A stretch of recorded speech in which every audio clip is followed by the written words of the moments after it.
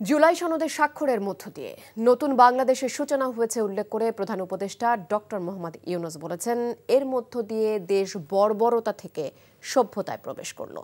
Doctor Yunus আশা প্রকাশ করেন, সবার সম্মিলিত প্রয়াসে নতুন পথরেখা দেশকে এক উজ্জ্বল ভবিষ্যতের দিকে নিয়ে যাবে। তিনি বলেন, আজকের দিন সারা পৃথিবীর জন্য বড় উদাহরণ হয়ে থাকবে। বিএনপি সহ 25টি রাজনৈতিক দল এই সনদে স্বাক্ষর করে, জানাচ্ছেন হাসান মাহমুদ। ছুটির দিনের বিকেলে সংসদের দক্ষিণ প্লাজায় হেমন্তের টিপটিপ বৃষ্টি উপেক্ষা করেই জুলাই জাতীয় সনদ স্বাক্ষর অনুষ্ঠানের ঐতিহাসিক পটভূমি রচিত হলো। জুলাই সনদে স্বাক্ষর করেন প্রধান উপদেষ্টা ডক্টর মোহাম্মদ ইউনূস। একই সঙ্গে BNP, Jamaat Islami, AB party, গণসংহতি আন্দোলন সহ 25টি রাজনৈতিক দল আনুষ্ঠানিক স্বাক্ষর করে ঐতিহাসিক এই জুলাই সনদে। পরিমার্জনের মধ্য দিয়ে বক্তব্যে প্রধান উপদেষ্টা বলেন, জুলাই জাতীয় সনদ স্বাক্ষরের এই দিন পৃথিবীর জন্য বড় এক উদাহরণ হয়ে থাকবে। আমরা বর্বরতা থেকে সভ্যতায় আসলাম।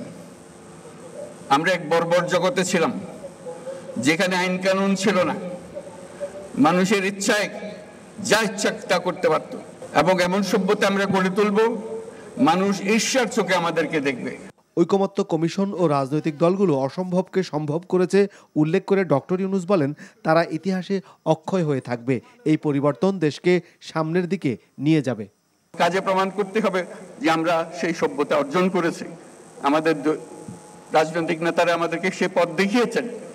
সবাই মিলে এমনভাবে নির্বাচন করব, কোন দুনিয়ার কোনো কেউ এসে বলতে পারবে না এখানে ক্ষতি হয়েছে, এখানে গোলমাল হয়েছে, এই কথা যেন বলতে না পারে। বাইরের লোক এসে কেন আমাদেরকে বলবে তোমরা এটা ঠিক করে নাই, ওটা ঠিক করে নাই। আমরা কি জাতি হলাম?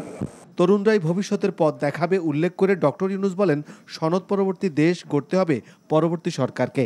আমাদের তরুণরা ছাড়া পৃথিবীতে এত তরুণ দিতে পারে, এত তাজা শক্তি দিতে পারে, এত সৃজনশীল মানুষ দিতে পারে, এত বিশ্বস্ত মানুষ দিতে পারে, দেশ খুঁজে পাওয়া যাবে না। কাজে সেই দেশকে গঠন করার দায়িত্ব আগামী সরকারকে নিতে হবে, পরবর্তী সরকারগুলোকে নিতে হবে। অনুষ্ঠানে জাতীয় ঐকমত্য কমিশনের সহসভাপতি সবার প্রতি কৃতজ্ঞতা পেশ করেন। এই জাতীয় সনদ স্বাক্ষরের এই অনুষ্ঠান ঐতিহাসিক। আমরা যে দীর্ঘ পথ 1971 সালের মুক্তিযুদ্ধ পরবর্তী সময়ের সূচনা হয়েছে, তারই একটি পর্যায়ে এটি। নবজন্মের মধ্য দিয়ে ঐক্যবদ্ধ প্রচেষ্টায় দেশ এগিয়ে যাবে, এমন প্রত্যাশা সবার। Hasan Mahmud, NTV news, Dhaka. Bundle থাকলে প্রতি সেনমানিতে টাকা বাঁচবে। বিকাশ সেনমানি বান্ডেল কিনে জিতুন প্রতি লেনদেনে।